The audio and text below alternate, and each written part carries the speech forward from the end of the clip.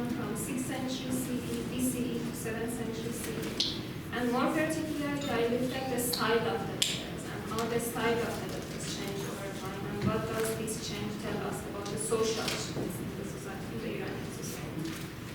So I looked at the letters from Achaemenians. The official language under the Achaemenians was Aramaic. It was not the native language of the Persian kings, of course, but it was the language of the previous administration in the Neo-Babylonian Empire, one of the major empires that was conquered by Achaemenians. Then I looked at the Greek letters from the Seleucid Iran, and then come the later Iranian dynasties, the Arsacids and the Sasanians, who used their native languages, Parthian and Middle Persian, in their official correspondence. This study traces the historical development of official epistolary genre, and as I said before, it tries to explain the linguistic changes in terms of social shifts. So in terms of scope, I looked at only the actual letters that survived from pre-Islamic Iran, as opposed to those quoted in literary works, because I'm interested in the style of letters, so phraseology, layout are very important in this study. When letters are quoted in literary works, usually more emphasis is put on the content, not necessarily conveying faithfully what the form was.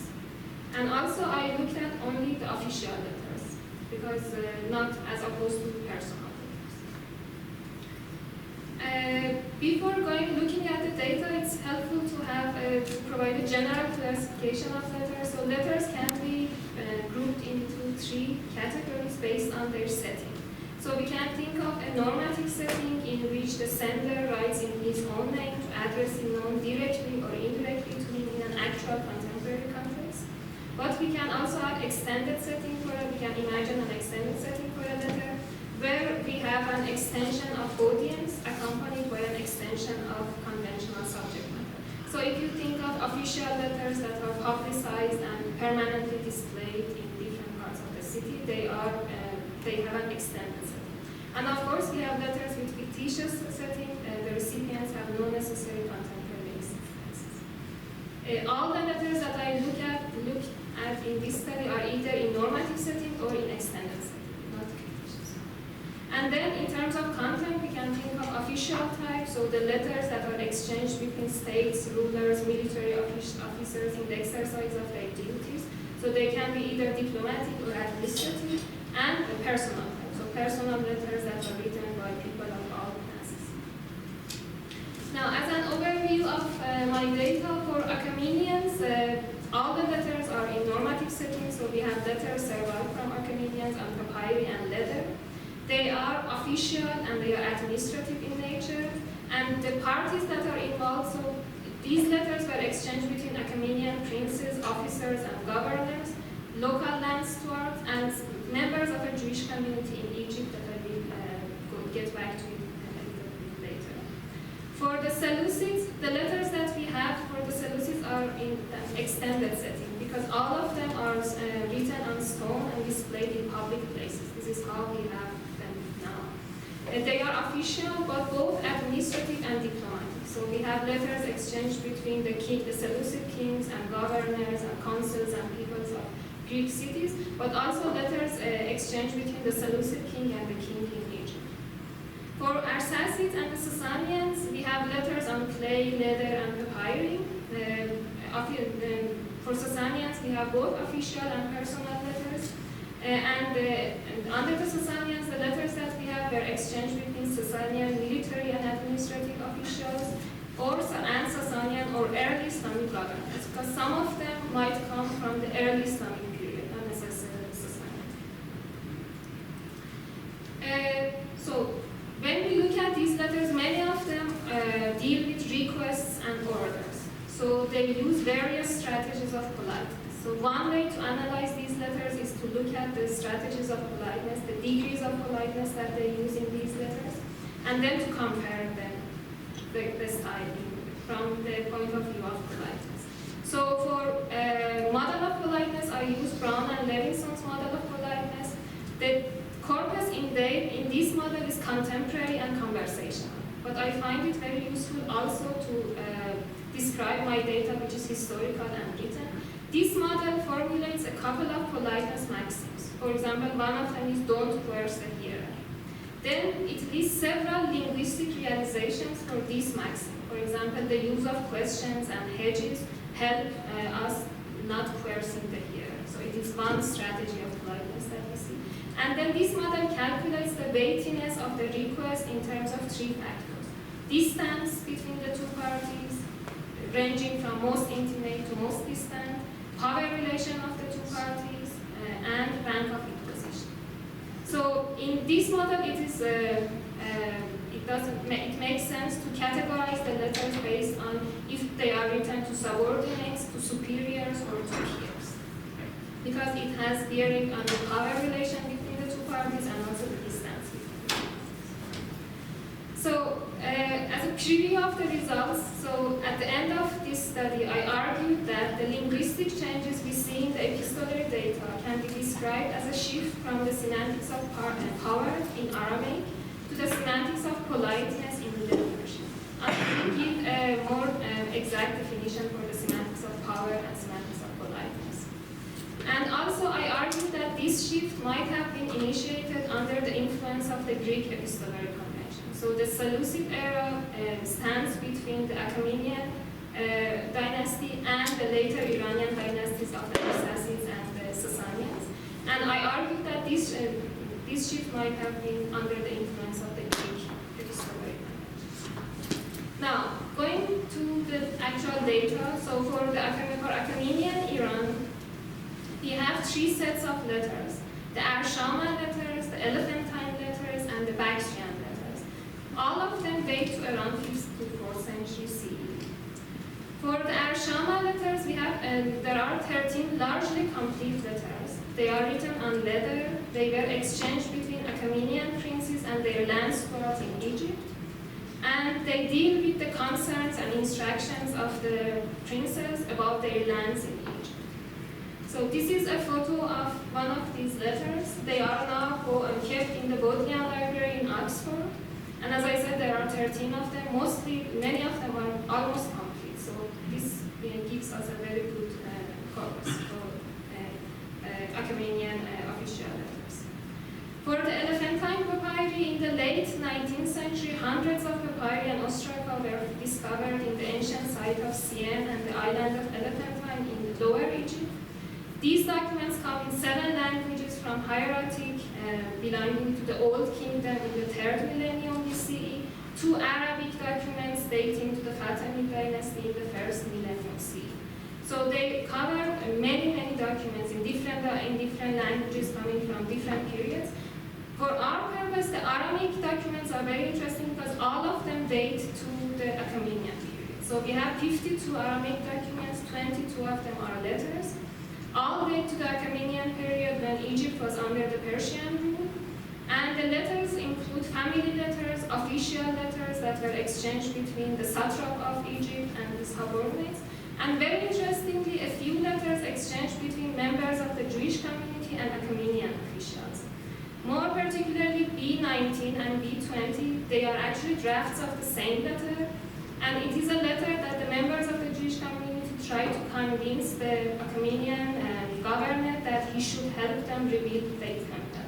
So it's a very big request that they are making, and they use different strategies to convince him. So this letter is actually considered as the epic of the art of epistolography in Aramaic. I will get back to this letter later. This is a photo of one of the Elephantine papyri, and these are the tools that provide editions of the letters. Then for Aramaic letters from Bactria, we have 30 documents on leather, including 8 letters. Places mentioned in the letters clearly refer to the Achaemenian satrapy of Bactria near Balkh in modern-day Afghanistan, and they are exchanged between the satrap of Bactria and a local governor stationed in Kholmi, one region in Afghanistan. So again, this is a photo, and this is the edition of the letters. Now, going to the data. So this letter is a letter to subordinate. It belongs to the Arshama letter. Arshama to Syria. It is a letter of complaint to a land steward. So basically, Arshama says to Armapia that you didn't I have reports against you that you don't obey your superior, and now I tell you that you should obey him, and if you don't obey him, then you will be sentenced very severe. That is the summary of the letter, and the sections that we can identify. So we have a prescriptio. It starts with the name of the sender to the recipient.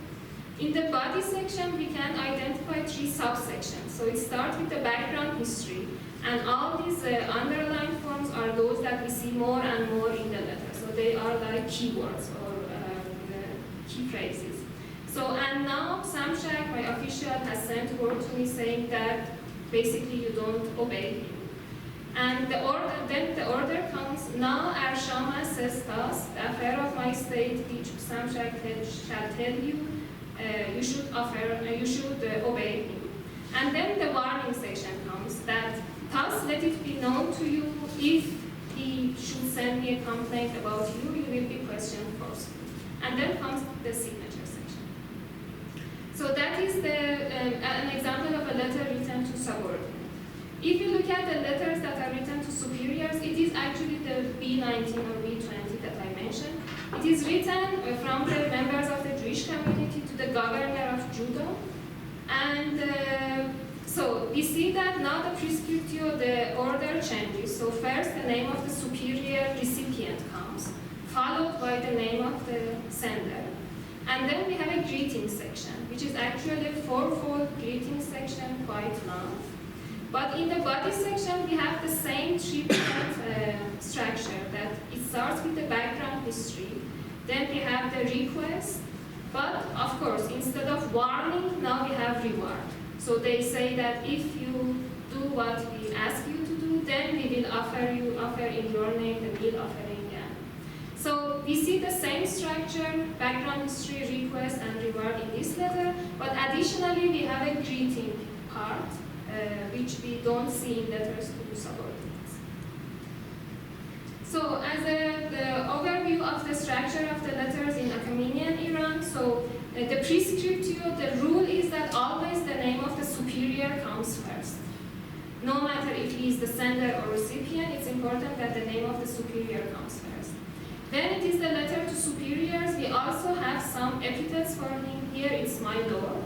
And then we see the name of the sender comes with some epithets again, like your servants. The greeting is absent in the letters to subordinates, but we see simple greetings in the letters to peers and more extended ones in the letters to superiors. For body section, we see the same tripartite structure, background history, order, and warning, or reward in the case of letters to superiors. So requests in the letters to subordinates are direct, but requests in the letters to peers or to superiors always are preceded by something like if thus sounds good to you, and then they use the passive voice. Now, going forward to Seleucid Iran, first I should mention something about the nature of the Seleucid rule over Iran. So the Seleucids were non-native rulers who had their headquarters on the fringe of Iranian lands. So their rule over Iran is generally described as colonization and imperial formations. Now, what does it have to do with our data? So when we look at the Greek cities in Iran that we found the letters there, we should bear in mind that based on the archaeological excavations and the epigraphic data, the Greek cities were inhabited by non-Iranian people with little, if any, intermingling with indigenous people and traditions. So there is a big difference between Aramaic under the Achaemenians, because Aramaic was also a non-Iranian language, versus Greek under the Seleucids. So Aramaic letters, they were written by non-native scribes. So the scribes, many of them were Iranian names. So they were not native scribes, native speakers of Aramaic. And their audience was also non-Aramaic speaking. So as a consequence, we see that these letters are full of Iranian loanwords and show a few syntactic influences.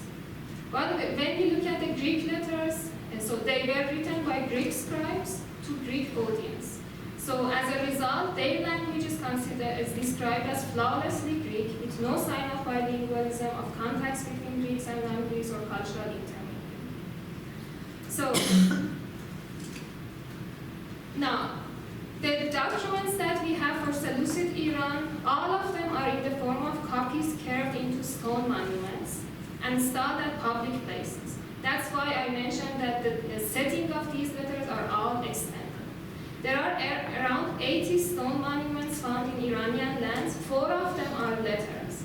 But when we look at the letters, they are actually copies of the Seleucid letters found elsewhere in the kingdom. So none of the letters have something very particular to Iran about them. So I looked at all the letters that we have from the Seleucid period, not necessarily those that we find in Iranian lands.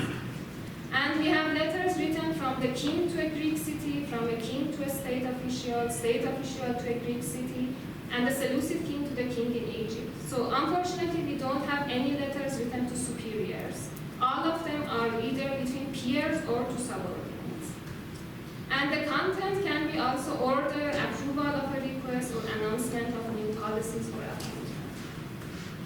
These are 2 pictures of the letters that I mentioned. So these are very different, of course, from what we have on leather or papyri. They are stone monuments that were placed on public places in the Greek cities.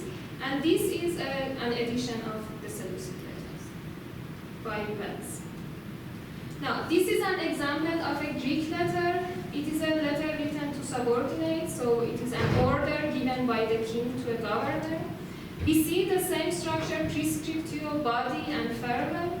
But interestingly, in the prescriptio, first of all, we notice the word greeting. So even though it is written to subordinates, we have one word greeting sentence in all the Greek letters.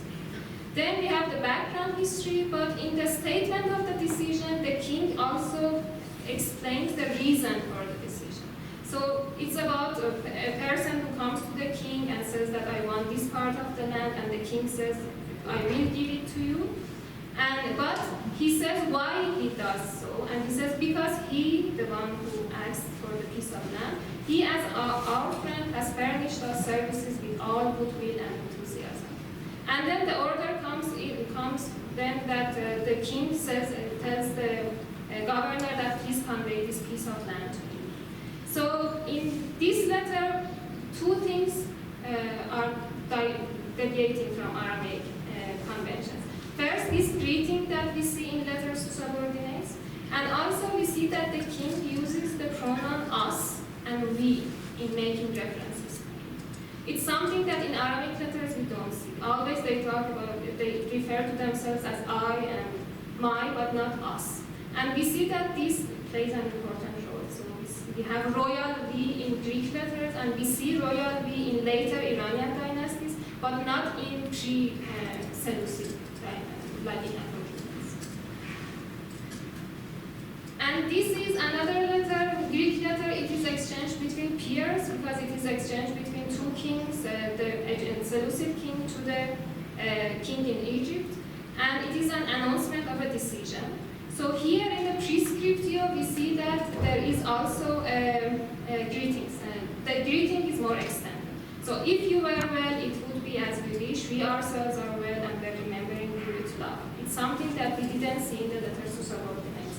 But if you go to the body, we see the same structure, that the king provides reasons for his decision, and then he goes to statement of the decision and the concluding sentence, that so that you also may know these occasions, it seemed best to write to you. So in general, when we look at the Greek letters, they look more extended than Arabic letters. Part of it is because they have an extended setting, so they are written in order to be shown to the public. But I think in general, the style in Greek seems to be more extended than the style in Arabic letters. Because even if we look at the Aramaic letter exchange between the Jewish community and the governor, for example, in the Greek letters, they use many adjectives, many adverbs. Some of them are redundant. You don't see such a thing in Aramaic letters. So going forward to epistolary stylistics so for Seleucid era, features of the Seleucid epistolary style. So first of all, they provide reasons for orders or approvals or new policies. Then we see the use of pluralis majestatis, this royalty in all the letters by the kings as well as by the governors. We see use of saw greetings in all the letters, whereas in the Aramaic we saw that in letters to subordinates there was no greeting section. And then Wells identifies a neglect of rhetoric as a general characteristic of the Greek letters, but he also mentions that there are several letters which feature rhetorical figures, like balanced sections or triads or antitheses. So it is also something that we don't see in Arabic. So now going to Arsacid Iran. So the Arsacids were a group of Iranians who ruled Iran for more than 3 centuries. They came just after the Seleucids. Their era is very important because it marks the transition period when the heritage of Aramaic and Greek epistolary traditions is employed in writing letters for the first time in an Iranian language, which is the Parthian. But it is important to bear in mind that the change from Aramaic to Parthian is gradual. So if you look at the data from early Arsacid Iran, you are not sure if the language is Aramaic or Parthian. You can describe it as faulty Aramaic because there are many Aramaic words, but the syntax is a little bit Iranian. There are some misspellings. But then when we go further and further, now the language is completely Parthian. But still we have the case of Aramaic heterograms. So Aramaic heterograms refer to words that are written in Aramaic, but they were pronounced as the corresponding words in Parthian or Middle Persian. This is a feature of both Parthian and Middle Persian writings. So for example, in the prescriptio of a Parthian letter, you have men and al, which are Aramaic words for from and to, but then for different reasons that I can explain in the Q&A section, we know that they would read it as corresponding Parthian form ash and o. So this shows that the language was very much under the influence of Aramaic, because in the beginning they would write everything in Aramaic, only little by little they changed it into Parthian. The script was the same, so they modified the script a little bit, but in the beginning the body of the letter was just in Arabic. For Arsacid Iran, even though it is very crucial because it marks the transition period, unfortunately we have very few pieces of official documents. So in the interest of time, I don't look at them in this presentation. I go to Sasanian Iran because we have more documents from Sasanian Iran. The Sasanians emerged from southwestern Iran and ruled about 4 centuries. Their native language was Middle Persian, and the documents were written in the Middle Persian script, which was just like Parthian was adapted from the Aramaic script, and we have the same Aramaic heterograms in there. So the data that we have for Sasanian Iran, we have a letter on parchment found in Mesopotamia dating to 3rd century CE, but all other documents come from much later period. More importantly, we have Pahlavi papyri and Pahlavi archive. Pahlavi papyri, they are letters on papyri found in Egypt, date back to 7th century CE. And Pahlavi archive were found in Iran about 40 years ago. They are now kept in different places, but mostly in a library in Berkeley. And also we have a manual, the Middle Persian manual on letter writing. So for the Pahlavi papyri, this is a photo of one of the letters in the Pahlavi papyri. And all the letters relate to the Sasanian occupation of Egypt between 619 and 629. There are around 1,000 pieces, but unfortunately they are mostly fragmentary, and they are written in a very cursive script. So both these factors make it very difficult to understand the letters well. The majority are letters. There are a few family letters, but the rest, there are letters of administrative nature. And the senders and recipients are mostly unknown. So this is an example of a Middle Persian letter. Probably it is written to subordinate. It is a request for a pass. But if you look at the letter, first of all, we see that we have an epithet for the recipient. So to Yazdanger, which is a name, was remembered by the gods as an epithet used for the recipient. Then we have one greeting sentence, reverence, namaz. Then we have greeting, even though it is a letter probably written to subordinates, and I will explain why I think so. We have still a greeting section. It's a chain of And then comes the body. In the body section, we see that the addressing is not, they use the word the Lord in order to make reference to the address.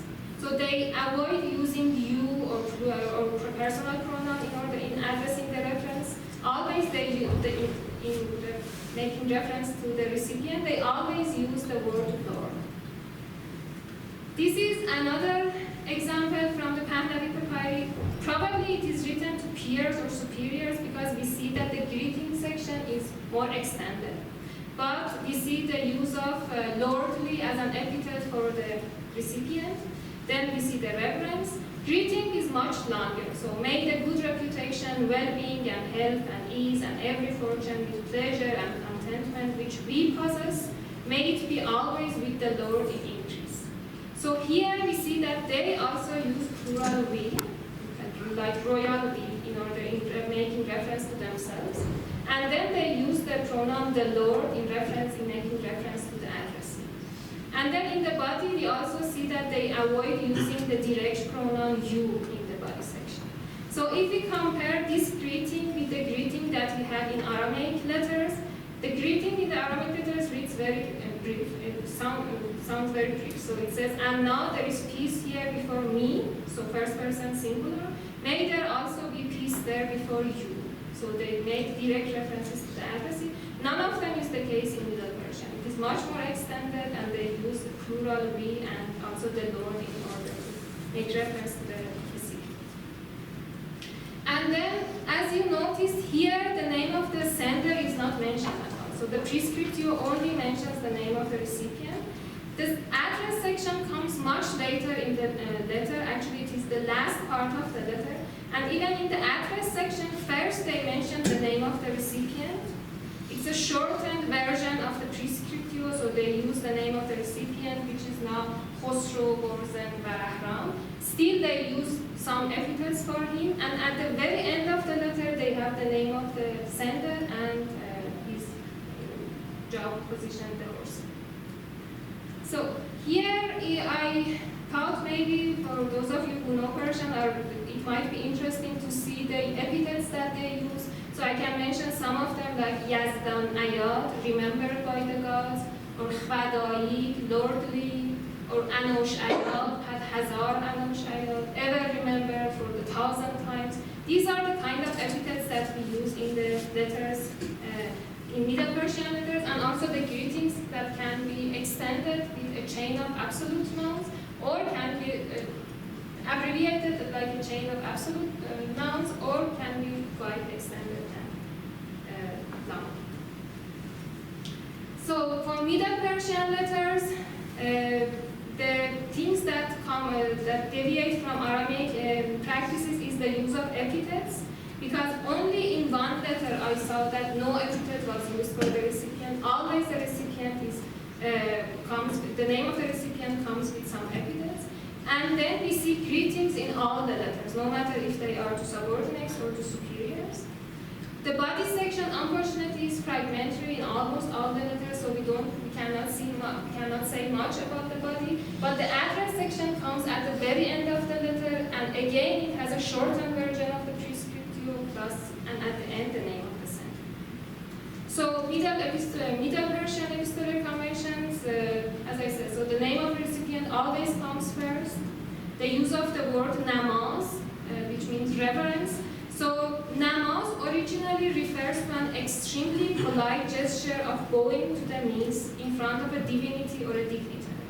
So we can assume that it underwent a grammaticalization path, so that now it is used just as a polite term of reverence in all the letters.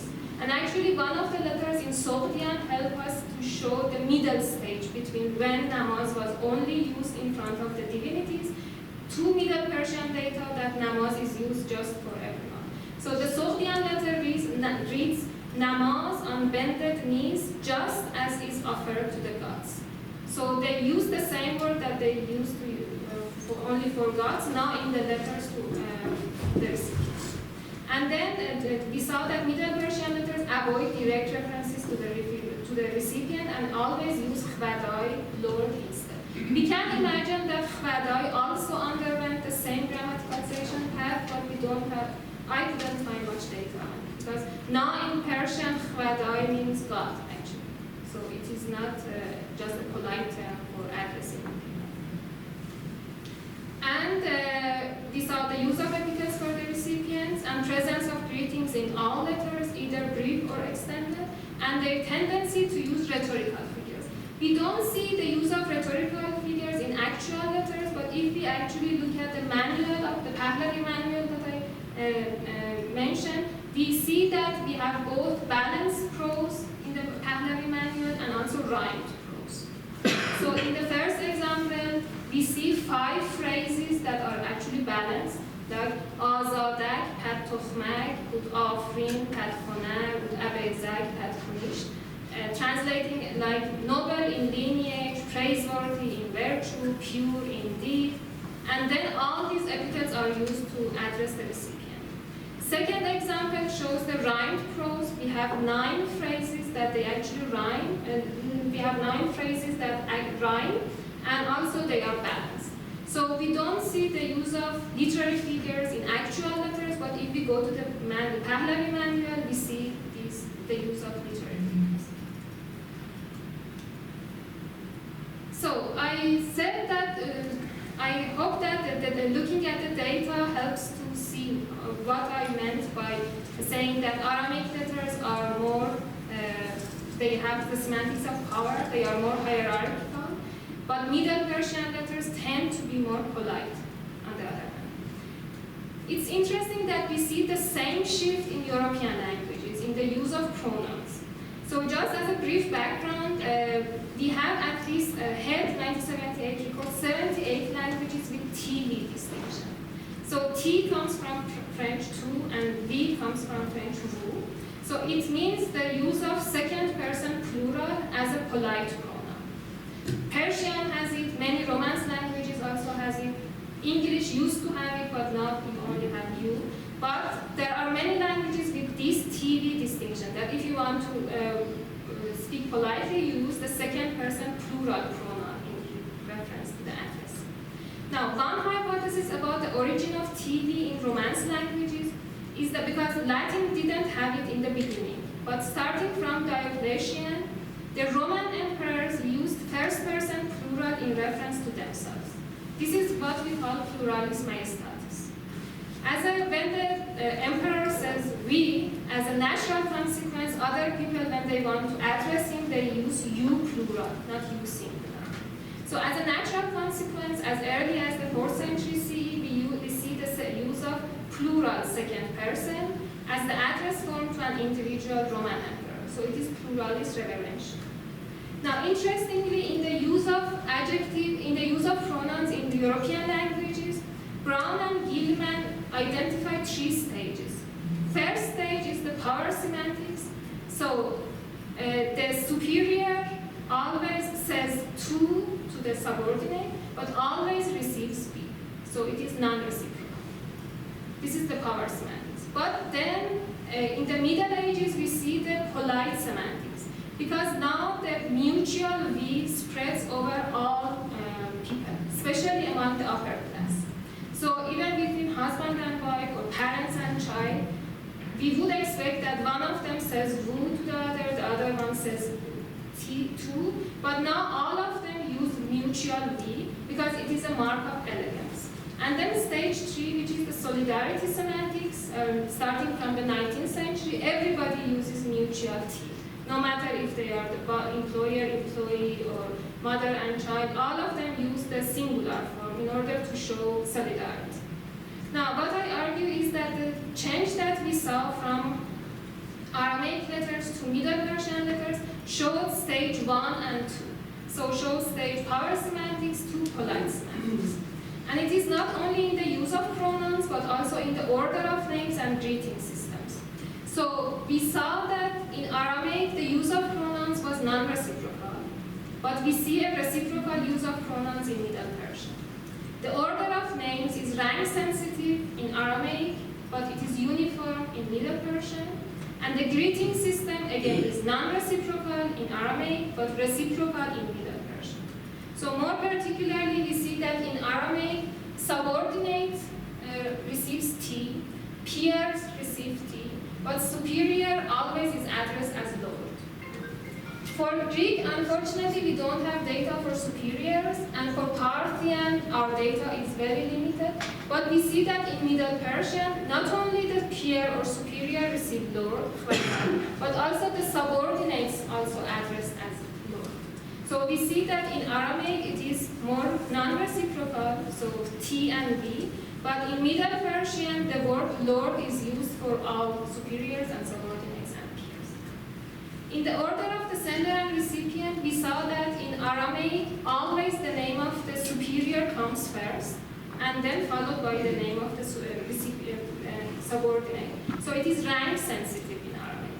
But in Middle Persian, it is uniform. It always comes, the name of the recipient comes first, no matter if it is a letter to subordinates or to superiors, and the name of the sender comes at the very end of the letter. So again, in the order of sender and recipient, we have a rank-sensitive system in Aramaic, but a uniform system in Middle Persian. For greeting systems, we saw that in Aramaic, if it is a letter to subordinate, there is no greeting, and only in letters to peers and superiors we have greeting. In Middle Persian, we have, and also in Greek, we have one-word greeting in all the letters, no matter the rank of the sender and recipient. Now, in Middle Persian, it can be brief if it is to subordinates, or elliptical, or extended, or impersonal, when it is to peers and superiors. But it is important that we have greeting in all the letters. And so, in my dissertation, I also looked at the linguistic realizations for politeness strategies in all different languages, in letters in Aramaic, in Greek, and in Middle Persian. Again, in the interest of time, I will skip those. But the question that at the end I had was that this change from Aramaic conventions to Parthian and Middle Persian conventions. Is this change internal development or contact induced? So, on the one hand, because we see the same shift in the use of pronouns in European languages, so we can say that it was an internal development. Because if we see two changes, similar changes, in two completely different settings, then we can say that it was a universal or general tendency, and that's why we see it in two different settings. So in this respect, we can say that this shift from semantics of power to semantics of politeness is a case of an internal development. But on the other hand, I have some data which shows that this shift can also have been initiated under the influence of Greek. And the reason is that the two major linguistic tokens that we saw, the differences between Aramaic and Middle Persian conventions, was the use of epithets and the pluralis majestatis. So, now interestingly, these two linguistic tokens we see not only in official letters, but also in other kinds of official documents. So, for example, if you look at the Achaemenian inscriptions, the king uses the only epithet that the king uses for himself is great. So Shayasya Vajraka, only great king, and Shayasya king of kings. These are the only epithets, if we can call them epithets, because king of kings is more like a descriptive title. The only epithet that the king uses for himself is great. But now if we look at the Arsacid coinage, so Arsacids come immediately after the Greek, the Seleucids. We see that on the coinage they mention king of kings, Arsaces, beneficent, just, prominent, Philhellene. So this augmentation of titles starts from the Arsacids that come immediately after the Greek. We don't see them in Achaemenian inscriptions, just as we don't see them in Aramaic letters, but we see them in Arsacid coinage and also in Arsacid letters. For pluralis majestatis also, it is absent in Achaemenian documents. So in Achaemenian inscriptions, Darius says Darius the king, these are the countries which came unto me, they were my subjects, they bore tribute to me. So he uses first person singular in reference to himself. In Sasanian inscriptions, the same sentence with the same content, and these many lands, land rulers, and discrete governors all have become tributary and subject to us. So we see that Sasanian kings also used the plural we in order to make references. So apart from these linguistic tokens, this is also the question of historical possibility. Are there other pieces of evidence for us to justify the influence of Greek on the epistolary style of later Iranian dynasties? Three pieces of evidence that seems relevant to me. One of them is that it seems that the Arsacids had access to the Greek language and literature. So we have an episode of the Arsacid king listening to a Greek tragedy mentioned in one of the histories under the Arsacids. So it suggests that they had some degree of access to the Greek language and literature. And then the use of Greek continued in Iran some centuries after the Seleucid rule. So some of the inscriptions of Sasanians are actually bilingual or trilingual in Greek, in Middle Persian, and in Parthian. So even though it was maybe 4 centuries after the Seleucid rule, we see the use of Greek in official documents of the Sasanians. And finally, we have independent evidence for the influence of Greek culture in other domains. So for example, there are studies about the influence of the Seleucid ideology of kingship for the Arsacids and Sasanians. So it is not only if we argue that this influence, we see this influence in the epistolary style, we see the same influence in other domains as well. So far these three pieces of evidence suggest that we might justify historically why we think that Greek actually influenced the epistolary style of later Iranian dynasties, apart from the linguistic data.